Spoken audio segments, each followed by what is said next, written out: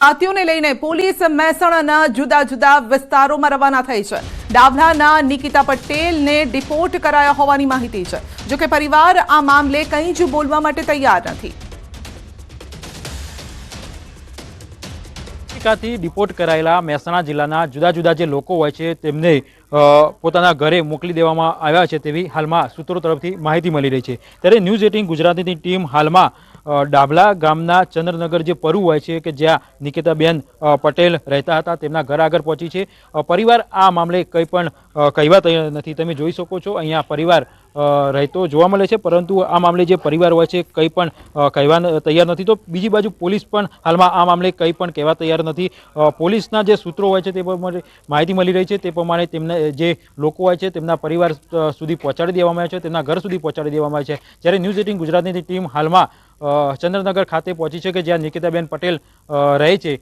તેમના પરિવારનું આ મામલે કંઈ પણ કહેવા તૈયાર નહોતું અને તેમના દ્વારા મીડિયા સામે હાલમાં જે હોય છે નિવેદન આપવા માટે ઇનકાર કરી રહ્યા છે, કંઈ પણ મીડિયા સામે આવવા માટે પણ તૈયાર નથી। કેતન પટેલ, ન્યૂઝ 18 ગુજરાતી, મહેસાણા। તો અમેરિકાથી ડિપોર્ટ કરાયેલી યુવતી ધાનેરા પહોંચી છે। ડીસા પોલીસ યુવતીને અમદાવાદ એરપોર્ટથી ધાનેરા લઈ આવી।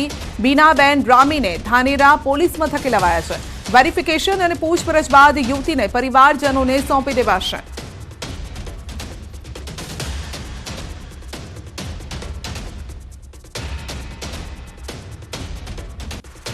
તો અમેરિકામાં ગેરકાયદેસર રીતે જે લોકો વસવાટ કરી રહ્યા હતા તે લોકોને વતન પરત મોકલવામાં આવી રહ્યા છે અને ત્યારે અમેરિકાથી પરત ફરેલા બળદેવભાઈના ઘરે ન્યૂઝ 18 પહોંચ્યું હતું। માણસાના બાપુપુરા ગામમાં રહેતા બળદેવભાઈ ચૌધરી પરત ફર્યા, જ્યાં અમારી ટીમ પહોંચી।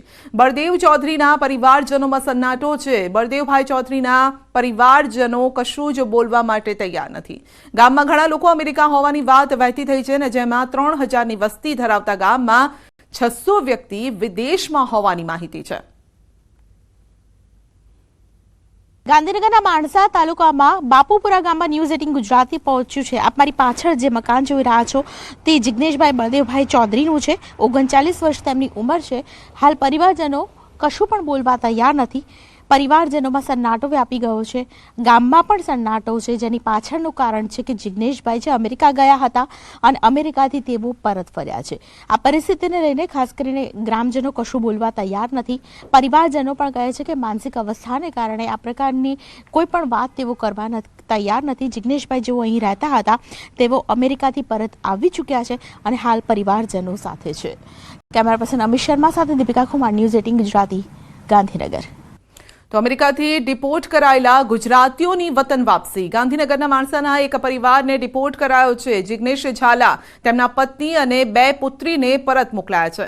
માણસાના જામડા ગામમાં પહોંચ્યું છે ન્યૂઝ 18 ગુજરાતી અમારી ટીમ પહોંચી તો પરિવારના જે ઘર હતું ત્યાં તાળું લટકતું જોવા મળ્યું। અમદાવાદ એરપોર્ટ પર ઉતર્યાના 6 કલાક બાદ પણ પરિવાર ઘરે નથી પહોંચ્યો। તેનો મતલબ એ છે કે કદાચ બીજે ક્યાંક તેઓએ આશરો લીધો હોઈ શકે છે।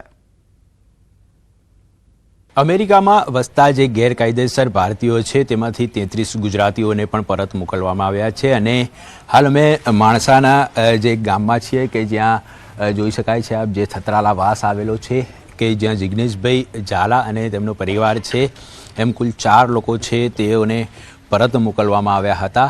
આ જે ગામમાં રહે છે જિગ્નેશભાઈ અને તેમનું અહીં મકાન આવેલું છે। જો કે આ મકાનની અંદર હાલ કોઈ જોવા મળી રહ્યું નથી, તાળું મારેલું જોવા મળી રહ્યું છે અને જે પાડોશી છે તેઓનું કહેવું છે કે જિગ્નેશભાઈનો જે પરિવાર છે તેઓને લેવા માટે ગયો છે પરંતુ હજી સુધી આવ્યો નથી।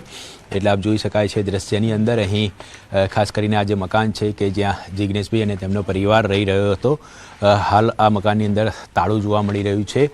મહત્વની બાબત તો એ છે કે જે 33 ગુજરાતીઓ છે તેઓને પરત મોકલવામાં આવ્યા હતા। અમદાવાદ એરપોર્ટ પર આજે વહેલી સવારે તેઓ આવ્યા હતા અને અલગ અલગ જિલ્લાઓમાં જે જગ્યાએ રહેતા હતા ત્યાં પૂરતા પોલીસ બંદોબસ્ત સાથે તેઓને રવાના કરવામાં આવ્યા હતા। જો કે ક્યાંક ને ક્યાંક એવી પણ આશંકા સેવાઈ રહી છે કે આગામી દિવસોમાં તમામ લોકોના નિવેદન પણ નોંધવામાં આવી શકે છે અને ખાસ કરીને તેમની પાસેથી જરૂરી માહિતી છે તે પણ પોલીસ દ્વારા મેળવવામાં આવી શકે છે। કેમેરામેન ખેંગા રાઠોડ સાથે ઋત્વિજ સોની, ન્યૂઝ 18 ગુજરાતી, માણસા। નસવાડીની એક એવી શાળા કે જ્યાં ફક્ત એક જ બાળક ભણે છે અને હવે તે પણ કેટલાક સમયથી શાળાએ આવતો નથી, જેથી આ શાળા બાળકો વગર સુમસામ ભાસી રહી છે. શાળામાં અભ્યાસ કરાવવા શિક્ષક પણ દરરોજ આવે છે, પરંતુ અહીં વિદ્યાર્થીઓ ન હોવાથી શિક્ષક ખુરશી પર બેઠેલા જોવા મળે છે. અહીં વિદ્યાર્થીઓ આવતા ન હોવા પાછળનું કારણ છે આ શાળા અત્યંત જર્જરિત છે, તેથી વાલીઓ તેમના બાળકોને શાળાએ નથી મોકલતા. વાલીઓ પણ કહી રહ્યા છે કે આ શાળામાં કોઈ વ્યવસ્થા નથી, પીવાના પાણીની પણ સુવિધા નથી, તેથી તેઓ પોતાના બાળકોને શાળાએ મોકલવા તૈયાર નથી. જો કે આ બાબતે તાલુકા શિક્ષણ અધિકારીને જાણ થતાં તેઓ શાળા ખાતે પહોંચ્યા, સ્થિતિનો તાગ મેળવ્યો અને તેમણે પણ કબૂલ્યું કે શાળા જર્જરિત છે અને તેને તોડી પાડી નવી શાળા બનાવવા માટે દરખાસ્ત કરવામાં આવશે. અહીંની જે શાળાના જે ઓરડાઓ છે એ જર્જરિત છે, એટલે જર્જરિત હોવાને કારણે એમના આજુબાજુના જે વાલીઓ છે તે એમના પોતાના બાળકોને પછી બાજુની પ્રાઇવેટ સ્કૂલની અંદર મૂકી દીધેલા હોવાથી અહીંયા એક જ બાળક છેલ્લા 2 વર્ષથી અહીંયા દાખલ કરેલ છે. પણ આ સ્કૂલ બિલકુલ તૂટલી છે તો બાળકો કઈથી આવશે? જિમ્મેદારી કોણ લેશે? આ સ્કૂલ તૂટલી છે, બિલકુલ સારી સ્કૂલ બનાવી આપો. કોઈ સુવિધા જ નથી, નથી પાણીની સુવિધા કે નથી પેશાબ પાણીની સુવિધા, કશું સુવિધા જ નથી સ્કૂલમાં મુકતા અહીંયા આગળ, અને કોઈ સુવિધા બાળકોને છે જ નહીં. અહીંયા આગળ અહીં રમે કૂદે ને જતા રહે, બાળકોને કોઈ જાતની એમની પરવા નથી કે બાળક આ કેમ બહાર નીકળ્યું છે ગેટના, ને સાફ સફાઈ બી નથી ને ગંદકી બહુ છે. સ્કૂલ છે ને નવેસરથી બીજી બને તો સારું અમારા માટે, અને છોકરા તો થશે સર, પણ એમાં કે છોકરા કુલ નવી બનશે તો જ થશે, કારણ કે કોઈ બી છોકરું મૂકવા તૈયાર નથી હાલમાં, પડી જાય એવી પોઝિશન છે. એટલે બાળકની સંખ્યા એક જ છે અને શિક્ષકોનું મેકમ બેનું છે, પણ એક બેને કામગીરી અર્થે અહીંયા કુકાવડી પ્રાથમિક શાળામાં મૂકેલા છે. ડોર ટુ ડોર સર્વે કરીએ છીએ, પણ વાલી એવું કહે છે કે સ્કૂલ નવી બને તો બાળકોને મૂકીએ એમ કે છે.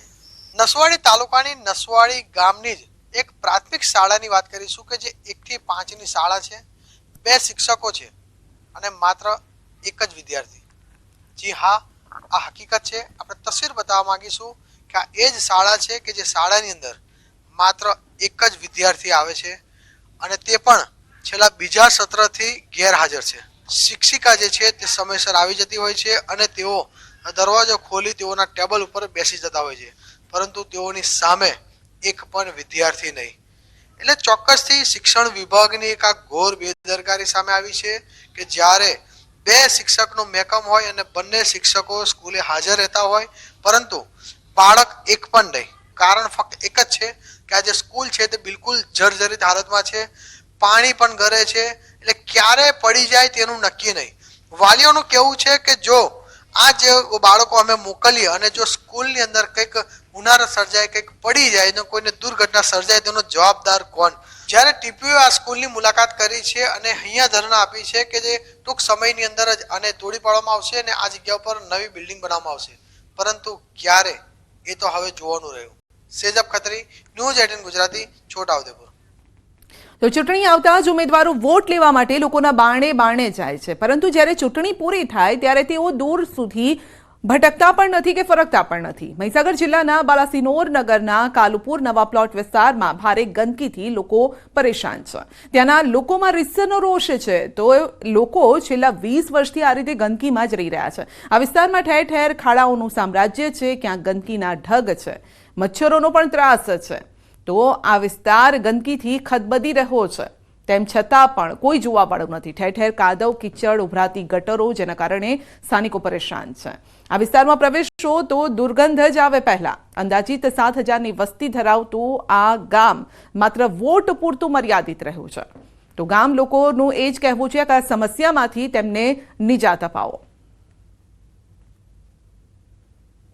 નગરપાલિકાની ચૂંટણી આવી છે ત્યારે હવે મતદાનના ગણતરીના દિવસો બાકી છે, ત્યારે અનેક સમસ્યાઓ લોકોની પણ રહેલી છે. ન્યૂઝ 18 ગુજરાતી પહોંચ્યું છે મહીસાગર જિલ્લાના બાલાસિનોર નગરમાં કે જ્યાં અનેક સુવિધાઓ અત્યાર સુધી મળી નથી અને અનેક રજૂઆત બાદ પણ સ્થિતિ તેની તે રહી છે. તો ડમ્પર ચાલકો બન્યા છે બેફામ, સર્જાયો ગમખ્વાર અકસ્માત. સુરતના હજીરામાં ડમ્પર અને બસ વચ્ચે અકસ્માત સર્જાયો, જેમાં એકનું મોત થયું છે, 30થી વધુ લોકો ઘાયલ થયા છે. 8 જેટલી 108ની ટીમ પણ ત્યાં પહોંચી, 108 એમ્બ્યુલન્સ પણ પહોંચી, ઘાયલોને હોસ્પિટલ પહોંચાડવામાં આવ્યા. ફૂલ સ્પીડમાં આવી રહેલા ડમ્પરે ગુમાવ્યો કાબુ અને પહેલા તો બાઇકને અડફેટે લીધો, બાદમાં સામેથી આવી રહેલ બસ સાથે ટકરાયો. અકસ્માત બાદ ડમ્પર અને બસ પલટી ખાઈ ગયા. સીસીટીવી સામે આવ્યા છે, જે આપ જોઈ શકો છો. અને અહીંયા આપ જોઈ શકો છો કે ડમ્પર કઈ રીતે ઓવરટેક કરી અને જમણી બાજુ ટર્ન લેવા જાય છે, અને જેવું જ ટર્ન લેવા જાય છે પહેલા તો એક બાઇક વાળો ત્યાં અથડાય છે અને બાદમાં સામેથી એક બસ આવી રહી છે અને બસમાં પણ કેટલાક લોકો સવાર છે. બસ આખી ઉલટી થઈ જાય છે, પડી જાય છે, ગબડી જાય છે, અને બસની આગળ પણ જે બાઇક સવાર હતા તેઓ પણ નીચે પડી જાય છે. અહીંયા ડમ્પર જેવું જ ટર્ન લેવા જાય છે ત્યાં બાઇક સવાર અને એક વ્યક્તિ પણ ત્યાં ઊભું છે, બંને પડી જાય છે, તેમને અડફેટે લે છે. માથાના ભાગે પણ ઈજા પહોંચે છે અને ત્યારબાદ જ્યારે બસ પણ સામે આવતી હોય છે તેની સાથે આ ડમ્પર અથડાય છે અને પછી શું હાલ થાય છે આપ જોઈ શકો છો.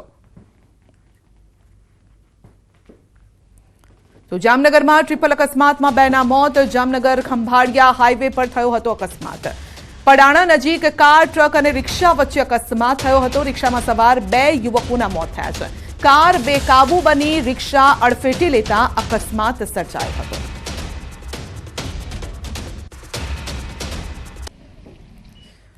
તો અનેક અકસ્માતના દ્રશ્યો આપ જોઈ શકો છો કે જામ ખંભાળિયા હાઈવે પર આ અકસ્માત થયો હતો. કાર, ટ્રક અને રિક્ષા વચ્ચે અકસ્માત થયો હતો. માટે જ કહેવામાં આવે છે કે આપની ઝડપની મજા કોઈના માટે સજા સાબિત થઈ શકે છે. તો અકસ્માતમાં મોત પણ થયા છે અને એ પરિવાર પર શું વીતતી હશે જે ઘરેથી કહીને નીકળ્યા હતા કે હું પાછો ફરીશ અને પછી આ રીતે તેઓએ મૃતદેહ જોવો પડે છે.